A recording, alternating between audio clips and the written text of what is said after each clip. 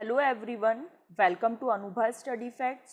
आज से हम गाइस साइंस की टेस्ट सीरीज चला रहे हैं जो आपके एसआई, पीएससी, जेल प्रहरी, police constable, paramedical, ANM, jail department, platoon commander और एसएससी, सीएचएसएल जैसे कॉम्पिटिटिव एग्जाम्स में जिसमें साइंस पोर्शन पूछा जाता है उसके लिए हेल्पफुल रहेगी।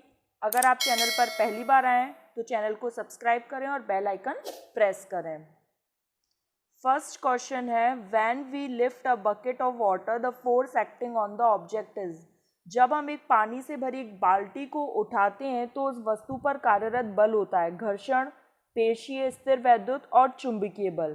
तो गाइस जो मस्कुलर फोर्स होता है, जो पेशीय बल होता है, वो काम करता है जब हम पानी से भरी एक बाल्टी को उठाते हैं तो उस वस्तु पर मस्कुलर फोर्स यानी कि जो पेशीय बल होता है वह काम करता है। सेकेंड है, विच of the following is a vector borne disease. निम्नलिखित में से कौन सी बीमारी एक अप्रत्यक्ष रोग वेक्टर बोर्न डिसीज है? कॉलेरा, हैजा, एड्स, मलेरिया या ट्यूबरक्लोसिस जिसे हम तपेदिक कहते हैं। तो गाइस कौन सा है वाहक रोग? तो ये मलेरिया होता है जो कि फीमेल एनोफ्लीज या फिर मादा एनोफ्लीज की वजह से फैलता है।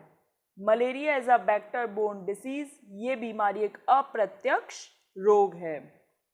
नेक्स्ट है, विच of the following structure has the information for the next generation. निम्नलिखित में से किन संरचनाओं के पास अगली पीढ़ी के लिए जानकारियां हैं? डीएनए, आरएनए, प्रोटीन या फिर न्यूक्लियस नाभिक। तो गाइस जो डीएनए होता है उसमें ही सारी इंफॉर्मेशन होती है जो कि अगली पीढ़ी में ट्रांसफर होती है। क्रोमोसोम जो होते हैं, हमारी बॉडी में कितने क्रोमोसोम है? 46 क्रोमोसोम है, मतलब 23 pair 23 pairs of chromosomes is present in our body and DNA is the structure has the formation for the next generation। जो इंफॉर्मेशन को एक जनरेशन से दूसरी जनरेशन में ट्रांसफर करता है वो क्या है? डीएनए है। नेक्स्ट है, the strong and non flexible connective tissue is मजबूत और गैर लचीला संयोजी ऊतक क्या है? तो टेंडन, कार्टिलेज, उपास्थि, बोन, हड्डी या फिर लिगामेंट जिसे हम स्नायु कहते हैं। तो गाइज जो लिगामेंट होता है वो क्या बोन को बोन से जोड़ता है, बोन टू बोन, और जो टेंडन होता है वो बोन को कार्टिलेज से जोड़ता है। जो कार्टिलेज होता है जैसे जो कान की जो बिल्कुल मुलायम जैसे हम मोड़ सकते हैं उसे हम कार्टिलेज कहेंगे। और बोन आप सभी को पता है कितनी बोन्स है हमारी बॉडी में? तो 206। तो गाइज इसका आंसर क्या है? जो स्ट्रॉन्ग और नॉन फ्लेक्सिबल कनेक्टिव टिश्यू है वो है बोन या फिर हड्डी। डैश एक खेती योग्य क्षेत्र में अवांछित पौधा ये पोषक तत्वों, आश्रय और सूरज की रोशनी के लिए मुख्य फसल के साथ प्रतिस्पर्धा करता है। तो अवांछित पौधा क्या होता है गाइज? वीड या फिर खरपतवार। इसे हम क्या कहते हैं? वीड या फिर खरपतवार जो होता है वो क्या होता है? एक अवांछनीय पौधा होता है। नेक्स्ट है, in conduction the particle of the medium dash. चालन में माध्यम के कण क्या करते हैं? तो फर्स्ट ऑप्शन है only vibrate about their mean position, पूर्ण रूप से विराम पर होते हैं, कंपन के साथ साथ विस्थापित भी होते हैं और एक सिरे से दूसरे सिरे में विस्थापित होते हैं। तो जो गाइस कंडक्शन की जो प्रोसेस होती है उसमें क्या होता है? Only vibrate about their mean position, केवल अपनी जो माध्य स्थिति है उसके इर्द गिर्द कंपन करते हैं। नेक्स्ट है, the nucleus of an atom was discovered by. जो एटम में न्यूक्लियस पाया जाता है उसकी खोज किसके द्वारा की गई? परमाणु के नाभिक की खोज किसके द्वारा की गई? जे थॉमसन, चैडविक, रदरफोर्ड का स्वर्ण पत्र प्रयोग या मिलिकन का तेल ड्रॉप प्रयोग।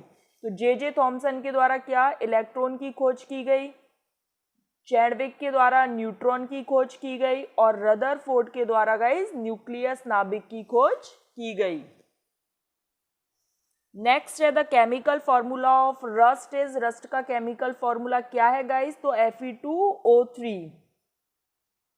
नेक्स्ट है, the ability of a cell to divide into two equal daughter. Two equal daughter में डिवाइड होने की प्रोसेस क्या कहलाती है? कोशिका की दो समान अनुजात कोशिकाओं में विभाजित होने की क्षमता।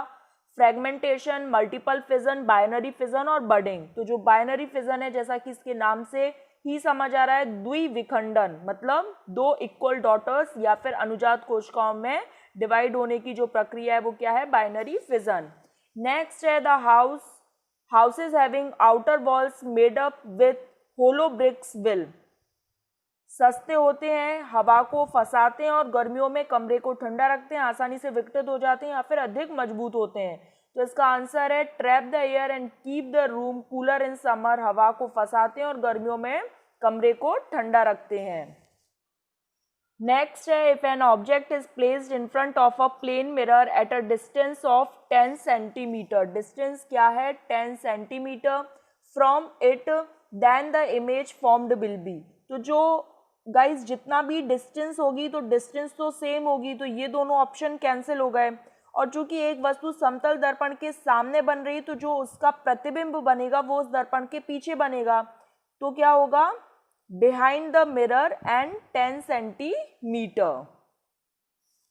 नेक्स्ट है yeast is used for commercial production of alcohol and wine. तो याद रखिए जो ईस्ट है वो किसमें, अल्कोहल और वाइन के प्रोडक्शन में हेल्प करता है। To which category of micro organisms does it belong, जो खमीर का उपयोग अल्कोहल और वाइन बनाने में उपयोग किया जाता है तो वो किस श्रेणी में आता है, फंजाई, जीवाणु, प्रोटोजोआ और शैवाल। तो ये किस श्रेणी में आएगा, फंजाई के, कवक।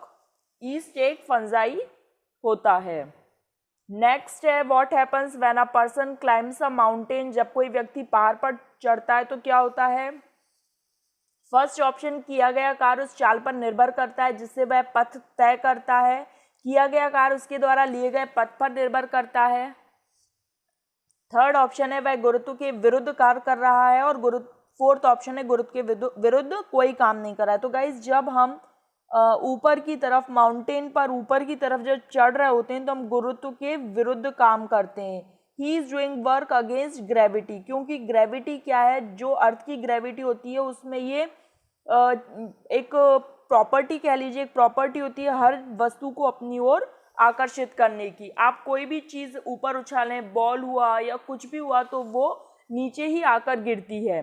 वो पलायन वेग वाली बात अलग है कि भाई जो आप अगर पलायन वेग जो होता है उस स्पीड से अगर फेंकेंगे तो वो स्पेस में चली आती है, लेकिन एक अगर जनरल बात की जाए तो क्या होता है, जब भी हम कोई चीज़ ऊपर की तरफ फेंकते हैं तो वो नीचे आ जाती है। लेकिन जब हम क्या कर रहे हैं, हम क्लाइंब कर रहे हैं माउंटेन पर ऊपर की तरफ, तो क्या कर रहे हैं, हम ग्रेविटी के विरुद्ध काम कर रहे हैं।